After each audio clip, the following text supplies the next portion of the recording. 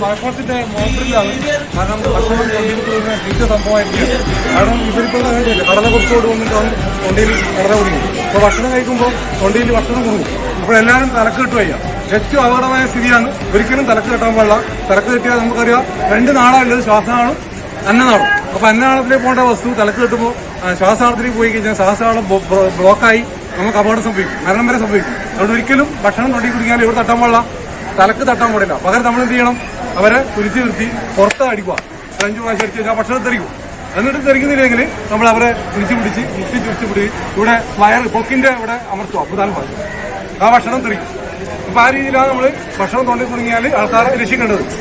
അതുപോലെ ചെറിയ കുട്ടികളാണെങ്കിൽ നമുക്കറിയാം, ചെറിയ കുട്ടികളെ നമ്മള് അവരെ തൊണ്ടി കുടുങ്ങിയാൽ പെട്ടെന്ന് തന്നെ അവരെടുത്ത് കമ്മിച്ച് കെടുത്തിട്ട് ഇവിടെ 5 പ്രാവശ്യം തെറിച്ചാണ് ഭക്ഷണം തെറിക്കും. അല്ലാതെ നമ്മൾ തലക്ക് കെട്ടിയിട്ട് അപകടാവസ്ഥ ഉണ്ടാക്കാൻ പാടില്ല. നമ്മൾ 5 പ്രാവശ്യം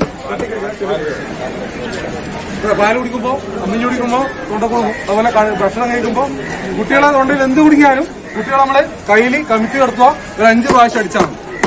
അപ്പോൾ ഒരു അപകടം ഉണ്ടാക്കാൻ പാടില്ല. ഇത് ഫയർഫോഴ്സ് ഉൾപ്പെടെയും നമ്മൾ തന്ന സന്ദേശമാണ്. നമ്മുടെ ഫയർ സർവീസിന്റെ വാരാചരണം വീക്കാണ്. അപ്പോൾ അതിന് സുരക്ഷാ ലഘുലേഖ വിതരണവും സുരക്ഷാ ക്ലാസുകൾ സംഘടിപ്പിക്കുന്ന കൂട്ടത്തിൽ ഇത് സംഘടിപ്പിക്കുന്നതാണ്. ഈ 2 കാര്യങ്ങൾ ഭക്ഷണം കൊണ്ടുപോയി ശ്രദ്ധിക്കേണ്ട കാര്യങ്ങൾ നിങ്ങൾ ഓർമ്മിക്കുന്നത്. 101 ഡയൽ ചെയ്യുന്ന ഓരോ സാധാരണക്കാരനും ഒരു വിശ്വാസമുണ്ട്.